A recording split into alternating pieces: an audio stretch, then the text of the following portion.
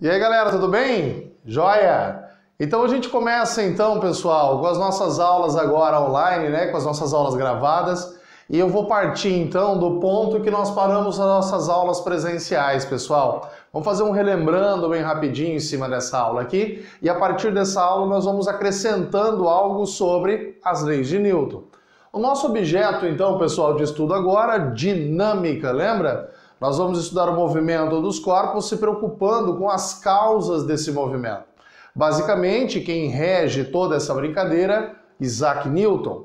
E Isaac Newton elaborou 3 leis, pessoal, que regem esse movimento devido à aplicação de alguma força aí, tá? Porém, começamos da seguinte maneira.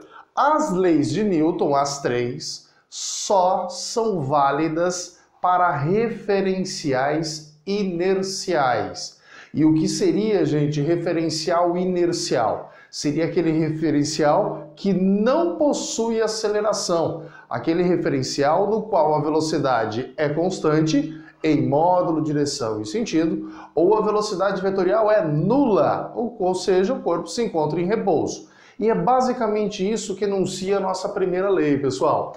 Então eu já montei o quadro aqui para a gente dar uma relembrada, vocês possam pausar aí para copiar, entender passo a passo, tá?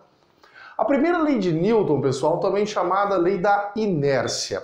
Mas a rigor, gente, o que significa a palavra inércia? Inércia é uma propriedade da matéria. Está embutido na matéria. Todo corpo provido de matéria possui essa propriedade que nós chamamos inércia. Basicamente, é a dificuldade imposta a um corpo a mudar o seu estado natural. Então, quanto maior a inércia, mais difícil é um corpo mudar o seu estado natural, ou de movimento retilíneo uniforme, ou em repouso. Quanto maior a inércia, mais difícil é um corpo sair do repouso, ou um corpo sair do movimento retilíneo uniforme. E é assim que a gente enuncia a primeira lei. Todo corpo em equilíbrio, coloquei em vermelho ali, gente, atenção nessa palavra. Todo corpo em equilíbrio tende a permanecer em equilíbrio, exceto se uma força contrária ao seu estado natural agir no sistema, agir no corpo. Por que a minha preocupação com essa palavra equilíbrio, gente? Um corpo se encontra em equilíbrio, questões da UEPG, direto eles cobram isso, né?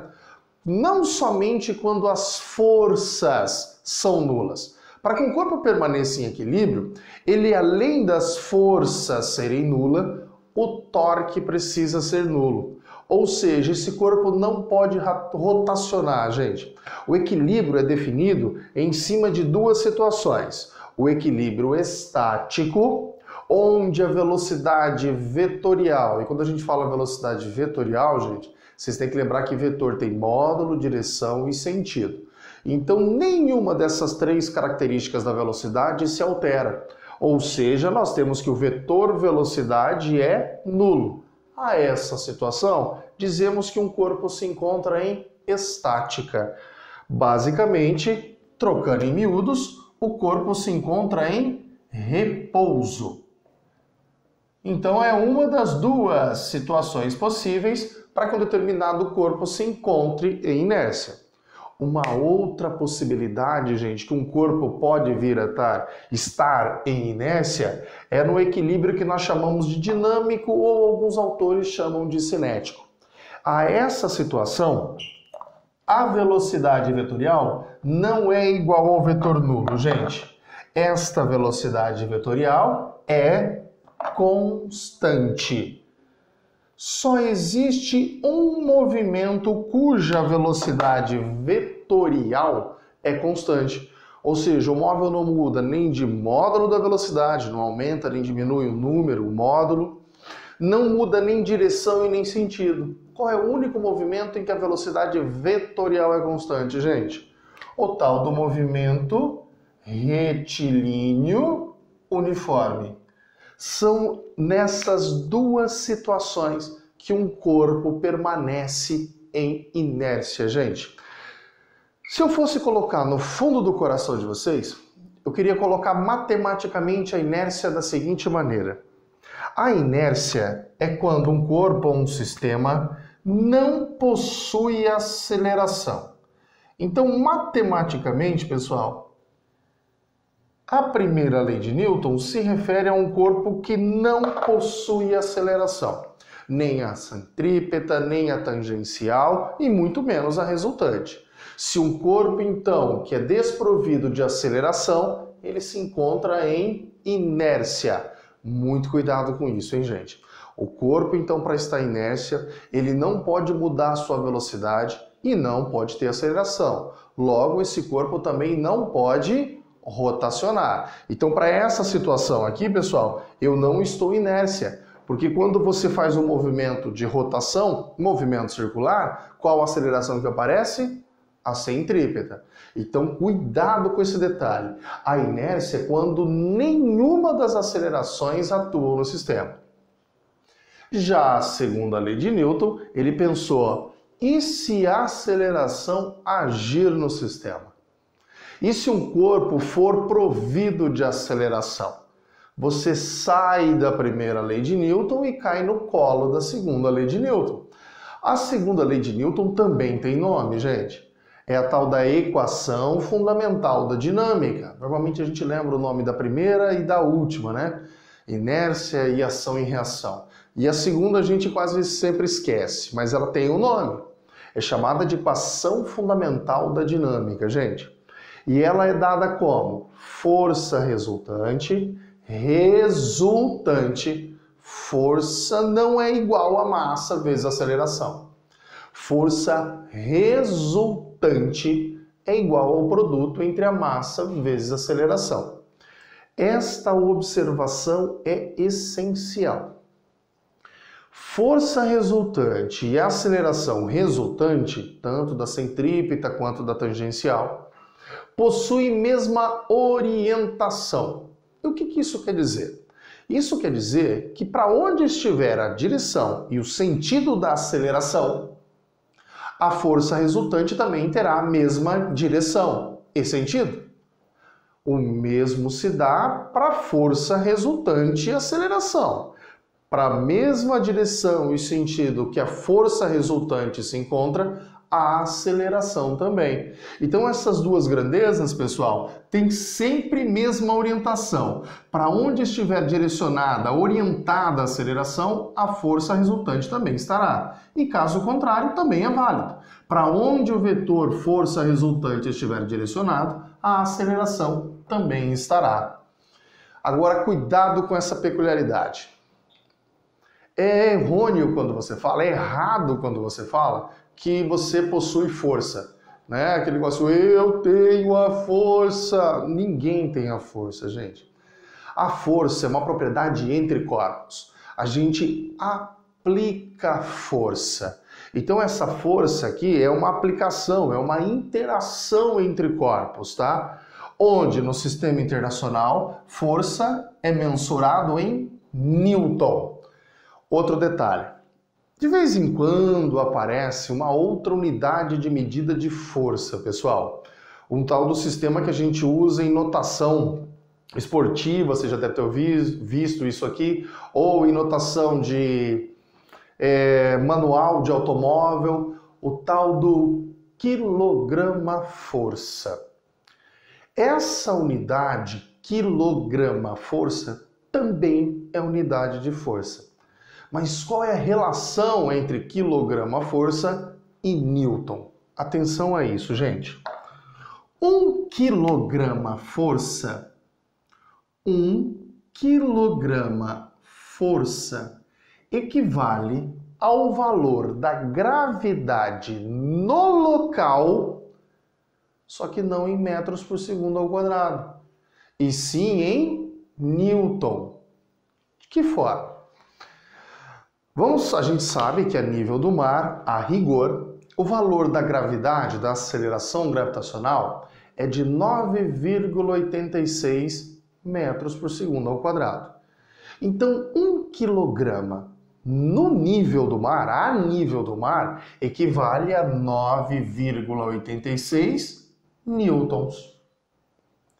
Ah, o cara está fazendo um estudo lá na Lua. 1 quilograma força na Lua vale quanto?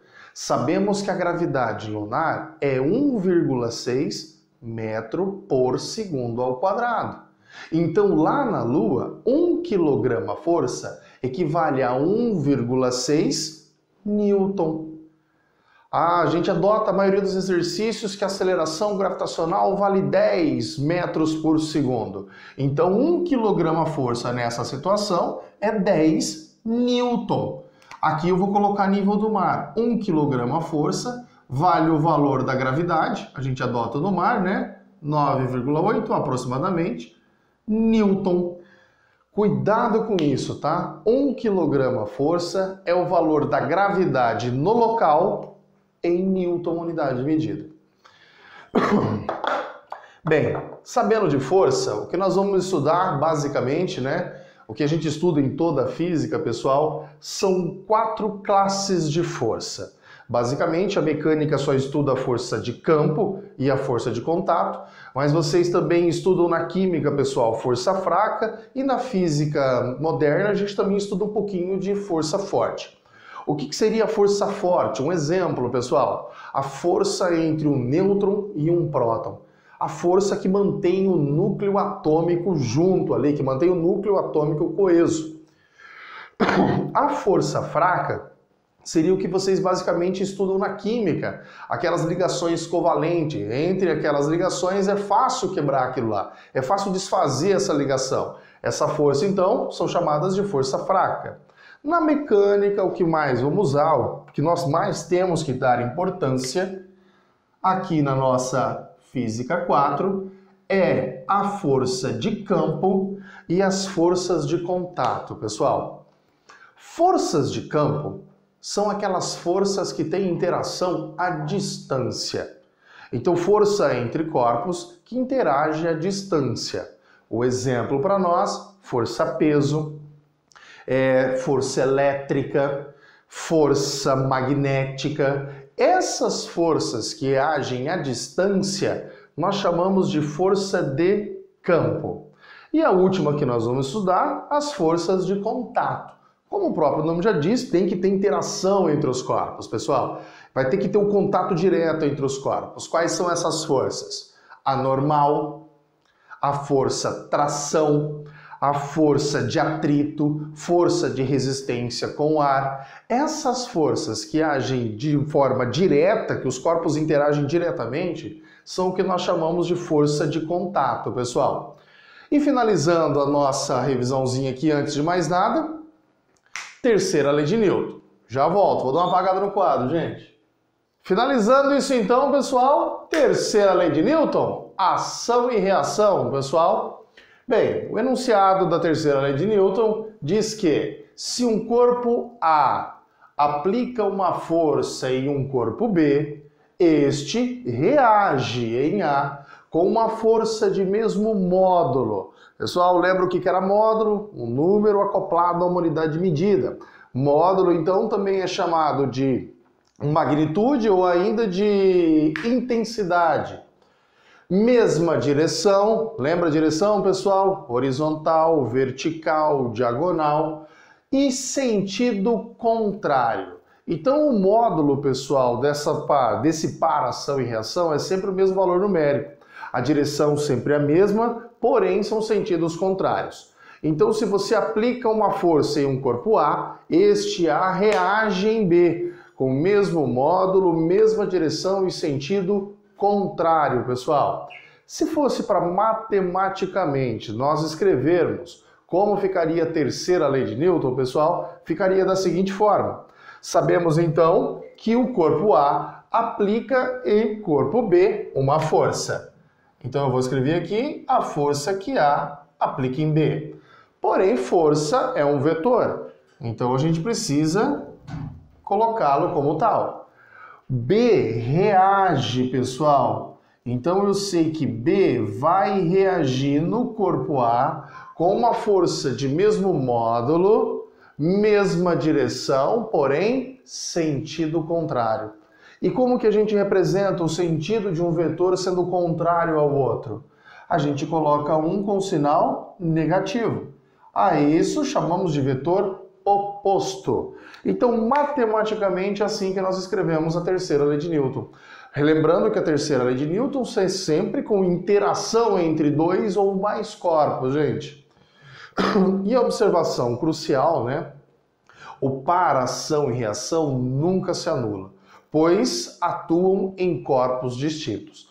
Pessoal, eu aplico uma força nessa parede. Essa parede reage na minha mão.